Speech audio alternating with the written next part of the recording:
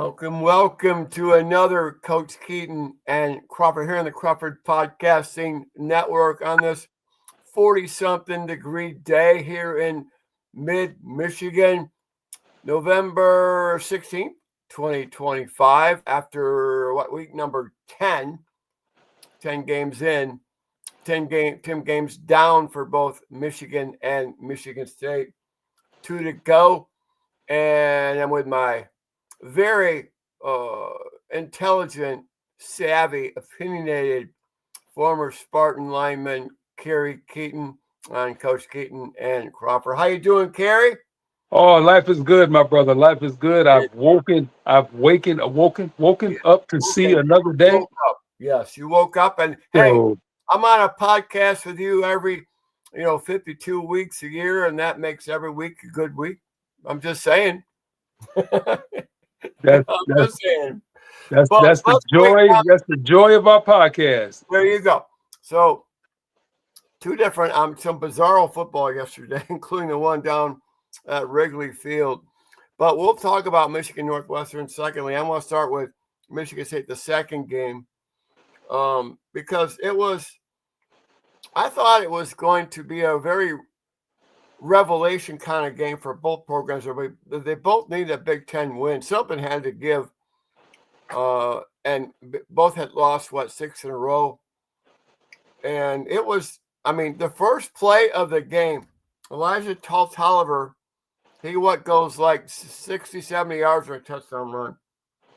Okay, that's first play of the game from scrimmage. From that point forward, they had 7 points. 3 more points were garnered for Michigan State's offense from that point forward. And so that was pretty there's some crazy stats on this game. Penn State finally got their running game going, 240 yards, doubled up Michigan State. Lots to unpile on this, including the status of the program, coaching situation moving forward. Eventful week, or uneventful, what do you want to call it for Michigan State football? Your thoughts about the game yesterday, Kerry? I thought. Well, first of all, shout out to the folks that showed up because they showed up, and those showed out. those students with their shirts And off. the students showed up and showed out, and so kudos and happy for those people because it just shows you that. Trust me, I'll be the first one to criticize because I know, like I said, I've been there when they booed us when we're out there doing. But I saw effort. It's just we're just not that good a football team. That good. Unfortunately, we're just not that good. We don't have enough difference makers, especially on the offensive and defensive lines. We're just not consistently good enough. Terrible to protect anybody. I believe that again. I think the young man trying to make plays, but he's holding the ball way too long, or the routes are just way too long. Because we can't protect him. Mm-hmm. And he's taking shot after shot after shot. Like, hey man, nobody's trying to sit back there and take hits like that all day. But defense, they showed up, but again, we don't have difference makers up front to where you can get a kid off platform and out of the program. He's back there standing there. I don't care who you are, how bad of a quarterback you are. If given time, they'll be all Americans back there. Yeah, you're right. And we just aren't good enough to make enough difference and be consistent enough to make enough plays to win ball games right now. Right. Now, pass protection is huge. You see this in so many games. We saw this in the Michigan game. When your pass pro goes down, man, everything starts unraveling. But this backup quarterback, Aiden Childs, I guess, was in a boot. I'm thinking he's probably done for the year. Who knows? But Alicio, and I struggle with names. I'm the worst. How do you pronounce his last name? Do you know? Milivojevic. Okay. The kid has got some moxie, some toughness. Yeah. And oh my God, when this goes back, and what goes back for me in the latter part of that game, Michigan State's down and he's getting a snot beat out of him. Beat. And he took some bad hits. And there's the feedback. I mean, it's like Michigan State fans, and I get it. They're trying to reach for a reason, yet another reason with cause to fire Jonathan Smith, right? Sure. So he's getting beat up, and the coaching staff does not pull this kid out when he looks like he's a wounded animal, if you will. And it so reminded me, oh my God, it was ditto. It reminded me of Brady Hoke with Shane Morris in 2014 and the concussion thing. You remember that? Oh, against Minnesota? Nightly news. I get that was against Minnesota. I'm trying to Minnesota, think. yeah. Yeah, 11 years ago. Yeah, And he had no business on the remember field. so vividly. I'm up in the press box, and all the fans on the message were just going, we got reason, man. Fire his ass, blah, blah, blah, blah, blah. We ended up getting fired. But as a player, should he have been pulled out of the game in that scenario, or what are your thoughts on this? Pulled and well, I guess pulled and put in who's going in. Well, you got a backup. I don't know the kid's name. He's a freshman. You got another quarter. Yeah. I mean, if the kid's injured, okay, yeah. You know, but if he's just hurt, shit, we all hurt. Okay. It's week 10. Everybody's hurt. Okay. Now, if he can't function, yep. You know, if he can't function and it's gonna, you know, something that can hurt him going forward, then yeah, pull him out. But I mean, the game was over with. The game was over with at that time. Sure. And yeah, I mean that, you know, middle of that fourth quarter, you know, at that point, you know, what does it matter? Throw the other kid in there, and you know, if nothing else, to see what he can do. Right. You know, but if he's not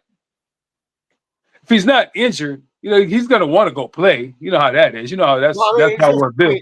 Optically, have to save him from himself, probably. Optically, he looked injured. That was the look. The optics is what got people's attention. But I'm sure that will flush out a little bit more. The two roughing the passers, and then the sack from, like, bro took 3 shots in a row. In a row. Boom, boom, boom. And like, can we get a timeout? Call a timeout, let the brother catch his breath or something. But like, come on, man. But then that goes back again to, like, hey man, stop holding the ball so damn long and throw it. Yeah. You know, some of the stuff is fast. Don't get me wrong. They're taking a snap, and you know, the one we had a shot in left tackle. I mean, it's play action, but it's you know, as an offensive line, yeah, it's play action, but it's a non-aggressive play action, especially on the edges, because you're out there by yourself and you're going head down, and you just get olayed, and 33 comes in there and just 33 was a dude, whatever that dude's name is. Kid's like 240. He would have, yeah. So it's just so frustrating to watch, because, like, you know, they work on stuff, you know, they're practicing, you know, they're doing the best they can. Like, hey man, your best ain't good enough. Yeah, Dennis Sutton, 33. Man, he was looking like Val Arrington up there. Oh, literally. I looked to my wife and said, they're making this kid All-American in one game. This kid was lit. He was like steam coming out of his ears. I mean, there was blocking, a kid blocking punts. He was having fun. Making sacks on the quarterback. I mean, this guy's going home all Big Ten just on our game. You know, I thought about you made a really good point about the quick release. You've noticed so many teams, in USC has been good at this. When they played Michigan, when you're going against a defense where pass pro is going to be challenged, where you can get quarterback pressures without blitzing, Lincoln Riley goes to that quick release slant, boom, or tunnel screen slant. The ball is out so quick. And I haven't seen that part of the repertoire of Michigan State's offense. They did the one game, and they've done it, but then they revert back to same old stuff. And it's like, dude, we don't have people. It's like, even like we talk about it even at our level. Like, you know, our linemen, they may be good at the beginning. We used to do it at Everett all the time. If we don't have the line that could sustain blocks for periods of time that we needed, okay, let's move our running back up to 4, 5, well, if we're in the spread at 5 yards over the pistol 6, that type of thing. Move your running back up a little bit so they're hitting the hole a little bit earlier while our guys are engaged, and then they can make runs instead of waiting, so long. Well, if you got people that aren't blocking, you got to come up with schemes. Like I said, we call them minus routes at East Lansing. We used to call them turn passes at Everett. Get the ball and throw the ball out there. Get it out. I mean, and then slants. The max protection, where you bring in 7 linemen to pat. You maybe run just 2 guys running out past. You got 7. You got mass protection. I remember Tom Brady's senior year, and speaking of Lavelle Arrington, he was beating the snot. I was at this game in State College, beating the snot out of Tom Brady, and Michigan changed their protection mode, and they made Anthony Thomas a pass protector. That's all you do, dude. You protect your quarterback, and Brady got into a rhythm and won the game in the last possession. This is coaching in my mind. Don't you think that's a valid response? Coaching, absolutely. I mean, as a coach, your job is to do what? Put your kids in the best position to win football games. And if you're not doing it, then you're not doing your job. Right. And having him stand back there at 7, 8 yards, waiting for 25-yard routes to open up. If that's the case, then you're setting the kid up for failure. Now, if there's stuff that's check downs and stuff like that he's not throwing because he wants to throw the ball down the field, well, that's why you go take them hits. That's on you. Yep. Okay. Moving the rest of the season, how do you see the season? I mean, Iowa, God bless them. They played SC pretty tough up there at the Coliseum. They played good for a half. Yeah. Well, they didn't score in the second half. You're up 21-7 or 21-10. They pulled a Shane Beamer. Yeah. Oh God. I don't know what we're talking about that. We got so much up out here. But so Michigan State goes to Iowa City, Kenny, problematic. They're not going to win that game. They're not. But Maryland, they could grab that win at Ford Field.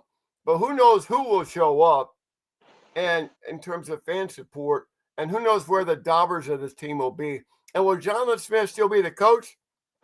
Then is there any? We haven't heard anything at broadcast as we're tape time here, right? 9:17 in the morning. Only a moron would fire the guy with 2 games to go. Yeah, I mean, what you got paid him up, about $30 million. I mean, Jesus, I know. You're paying him regardless. So you're not. Yeah. Not so coach it out and see what happens. Not gonna gain anything out of it. So probably. Do you think they got shot at Maryland or not? Sure, absolutely. Especially inside, good weather. No. Oh, and maybe the fan show. Hell, I might even go. Wait, what is that? That's Thanksgiving weekend. That's the 29th. I mean, that's Saturday. That's the day of the Michigan-Ohio State game. We don't know that. I mean, Michigan's at noon. Michigan State. This is probably either a 3:30 or a 7:30 game. Who knows? It's not a Friday night game because the high school playoffs are Friday and Sunday, and Michigan State is on Saturday. That's how that goes. No, they could definitely be Maryland for sure. Yeah. I mean, when you're warm watching football on Thanksgiving weekend, well, how can you beat that, right? Can't beat it at all. Ford Field is a great stadium to view football. Absolutely. It's all good. Okay, let's move over to that crazy game. Super crazy. At Wrigley Field, Michigan 24, Northwestern 22. Oh my God. Michigan had, 496 total yards, doubled up Northwestern. They had, and so they dominated that part of the game. But for the first time in 22 years, Kerry Keyton, a team has lost the turnover battle 5-0 and won the game. So I don't know if you watched it, but crazy game. Your thoughts on Michigan's 8th win of the season? I was watching, I was watching back and forth, clicking here and there, watching other games and whatnot. It was hard to watch that because just that environment is just weird for me. I don't like football in baseball stadiums. I couldn't. It was just weird how that is. But I thought that Underwood, he played as a freshman. Wow. But again, when you are rushed and you have to make decisions, I thought they'd have been better off doing a lot more QB runs with him.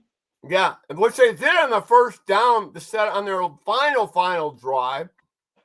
He did that first down. He improvised. Improvising is good for Bryce Hunter. But I think once again, just like Penn State versus Indiana, Northwestern versus Michigan, you got a chance to win and beat people that you're not supposed to beat, and then you get ultra conservative. Yeah, you got one first down, you win the game. Mm-hmm. You have a chance to win the game, and then you got to put the last thing you want to do, especially in college and pros, when they only need a field goal to win. Yeah, you can't give the ball back to people. No, because they're moving the ball on you at will, and you're going to play all these. They're going to play to prevent yourself from winning defenses, and next thing you know, they're lining up 22-yard field goals to win a game. It's like 31. Yeah. I'd rather lose trying to win than trying not to lose. I agree. I mean, Northwestern had nothing to lose in this game, and they were not one bit. They were like the visiting team. I mean, a lot of Michigan fans were at the game they're texting me, and it was a Michigan crowd. But yeah, Michigan turned the ball over 3 consecutive times, 3 times in a row.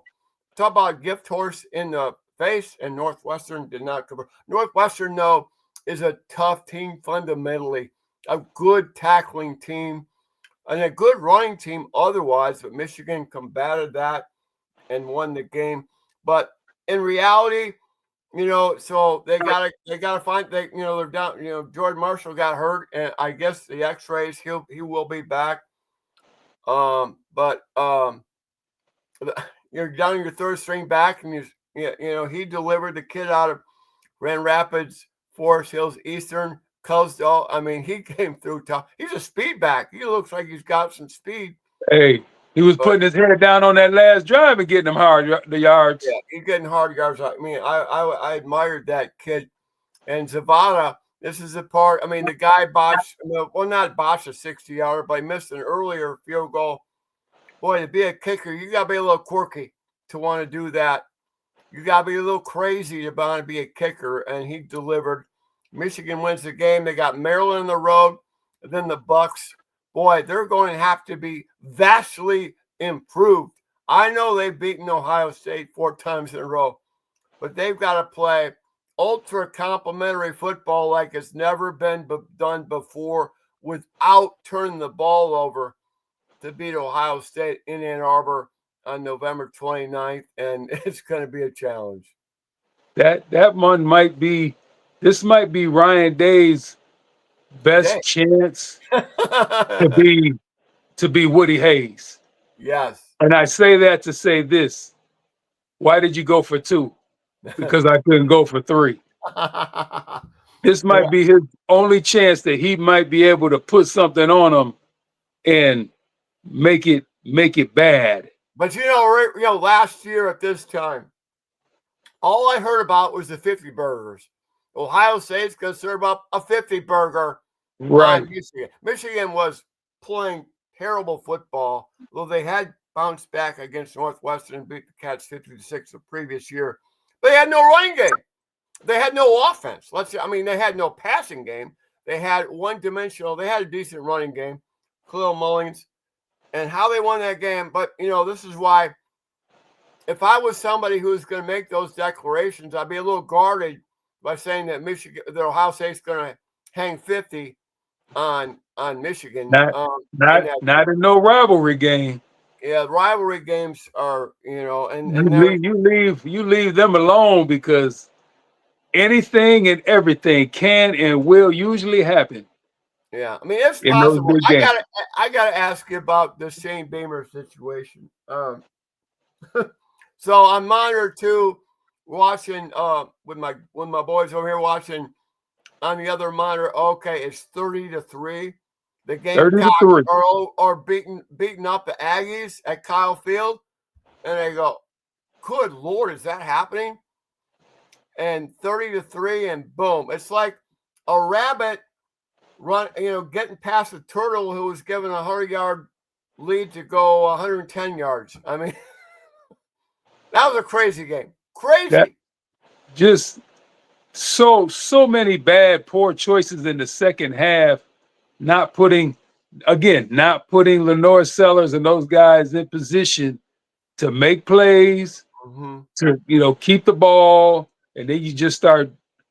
But that's big. What did he say? We at halftime he set himself up for failure. He got the popping off. We got good. That's a great. We didn't come here to be just to compete. And like, all right, man, but learn, just be humble. Mm-hmm. And now look what happened. And but that's his MO. He does that all the time, and he sets his own team up for failure by doing that stuff. It's like, come on, man. But 27 points. Yeah, got shut out. And Scored. you can't get a field goal in the second half. Right. All you need is a field goal to win it. All you needed was 33 points to win. 32 points, but 33 to win. You were down. You had 30. You just seen 3 more. Couldn't get it done. Couldn't get it done in 30 I mean, minutes. now they're not even bowl eligible. That's the 7th loss for the Gamecocks. So, wow. And then everything want to keep blaming the quarterback. Okay, look, man, you guys stop blaming the quarterback for all the misgivings of the rest of the team. Yeah. You can only do so much. Right. I mean, just like the kid from A&M. Okay, he's throwing some bad, throwing some interceptions, but hell, he's throwing the ball right to people and they're dropping it. Yeah, Heisman He's Trophy. throwing touchdown passes and they're dropping them. Right. And then the field goal kicker's like, whose fault is that? It's not mine. Yeah. But at the end of the day, there's 2 people to get blamed, twice as much for everything, and get twice as much credit and twice as much blame, and that's the head coach and the quarterback. Right. Well, I'll tell you what, because we are approaching, we're 2 weeks away from my favorite weekend of the entire year, Thanksgiving weekend of food and football. It's just my favorite weekend. So we got one more next weekend. Michigan State again at Iowa, Michigan at Maryland, and then we'll wrap up that season. But we talk every week here on Coach Keyton Crawford. I want you to do us a favor, if you will. Go out to Tom's Take Community on our YouTube page and subscribe. Also at Blue Belly Tom at TikTok, as well as Facebook. Great job again, Kerry. Any final thoughts about high school or anything else? Two thoughts. One, I'd be remiss if I did not address the officer in the tunnel in the Carolina. Like, that was so egregious. Absolutely. It bothered me. It was so pointless. You're mad because your team is losing. You're mad, and you're an angry cop. You're an angry policeman.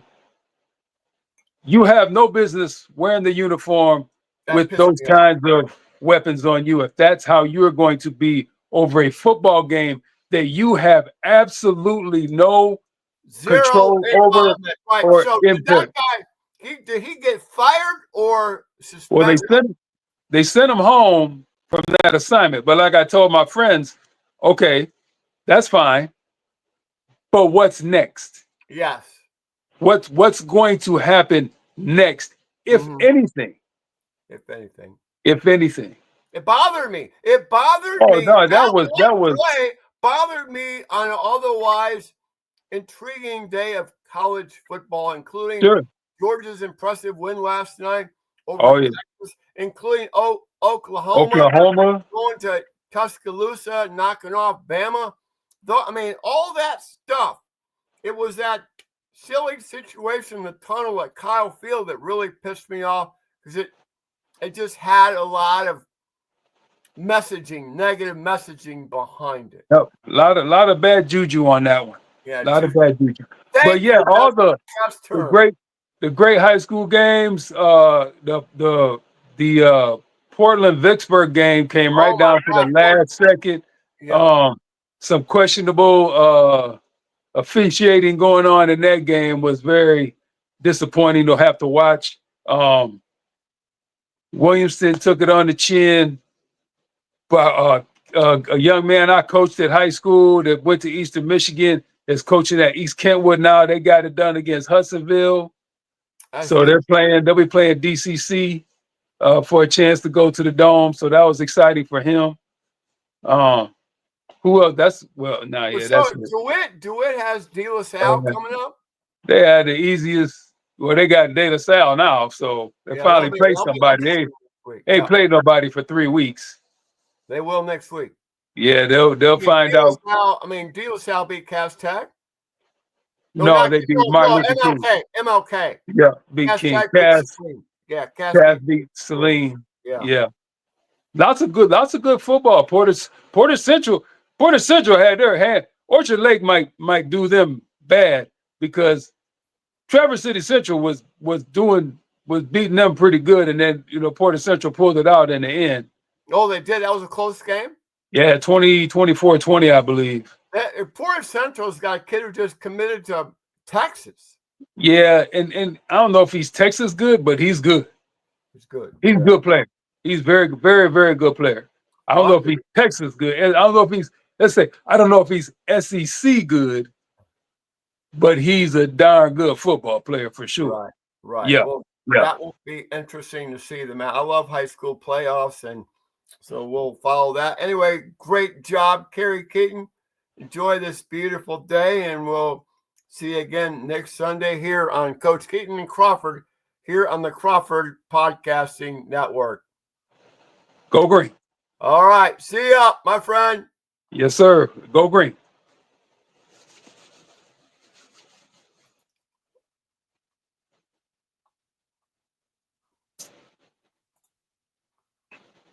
For some reason I can't turn this thing off.